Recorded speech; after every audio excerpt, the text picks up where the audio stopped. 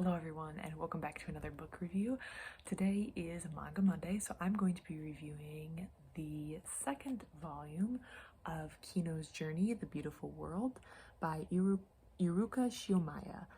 However, it looks like the original story was by Keiichi Sigsawa, so this must be an adaptation of the original story. So I read volume 1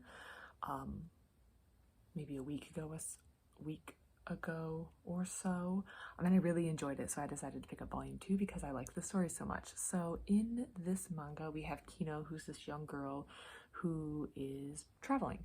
She got into this situation because she wound up escaping a kind of dangerous situation in her hometown, and now she's traveling with a talking motorcycle, but they call it a motorrad, I think.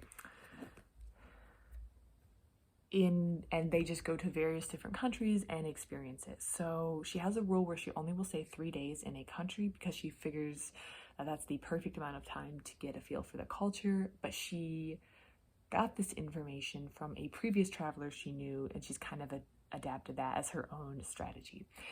This volume is a lot more violent than the previous volume. So the previous volume, we went to, I think it was 3 different countries, and I don't remember if one of them was the one she started in, but I think the author has, or whoever the original storyteller is, definitely has a skill with making very, very interesting countries be very unique by only changing a couple little things. It's usually around culture or the way humans interact with one another. It's not necessarily like physical geography or things like that. It's how humans relate to one another that makes these countries very, very different. And it's her experience going to these places with her talking bike and experiencing the culture.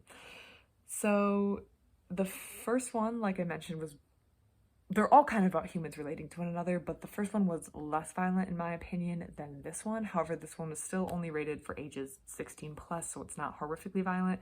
I'm very, very sensitive to violence in books, very, very sensitive.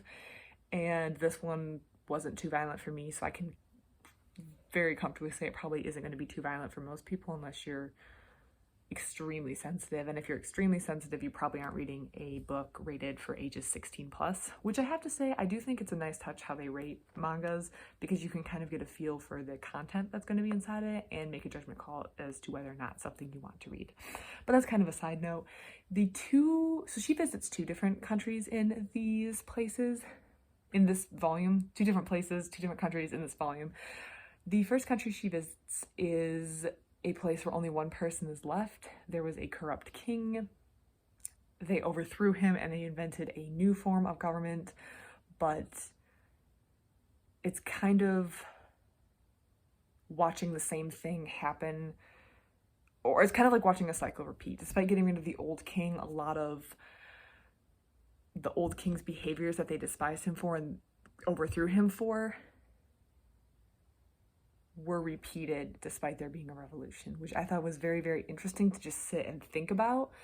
And as a result of different things that happened after the revolution, there's currently only one person left. So we kind of get the story of the place and we get a little tour of the country. And yeah, with a lot of these places in the series, I find you just sit and think after you encounter it. And there's not some big moment of confrontation. There's usually not a ton of tense action. There's no hostage negotiation, at least not yet, or intense firefight or shootout. There's just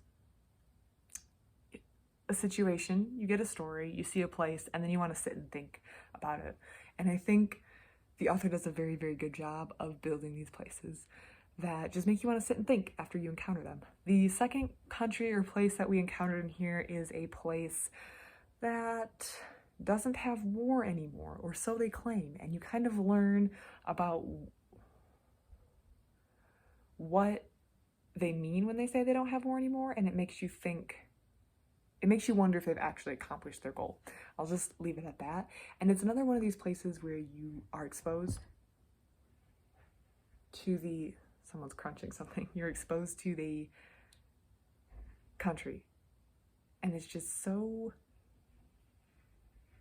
it just makes you wonder so much that you just have to like stop and think. I think this is a very reflective story. I feel like after each country you want to sit and think, because there seems to be like some core truth that's being discussed, or a key question that's being put forward in this very not direct, but a roundabout way through the course of a 3-day stay at a country.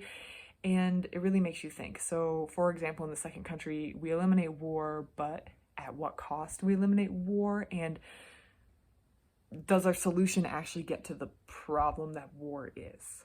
It makes you think. I really, really enjoyed this book. I highly recommend it. I don't know why I gave it a 3-star on my first pass. I should probably update it to a 4-star. I think this was a very, very good book. I think everyone, well, probably not everyone would enjoy it, because there's always people who won't enjoy it, but I really enjoyed it. And I think if you enjoyed the first volume, you'll really enjoy the second volume. And yeah, I've just been really enjoying the series. I'm excited to get volume 3 and see what other countries that she encounters or goes through, and see where the story takes me from there. So other than that, I'm gonna let everyone get back to having a great day. Let me know what you thought of this book. If you had any thoughts or feelings about it, I'd be interested in hearing. Have a great day, everyone.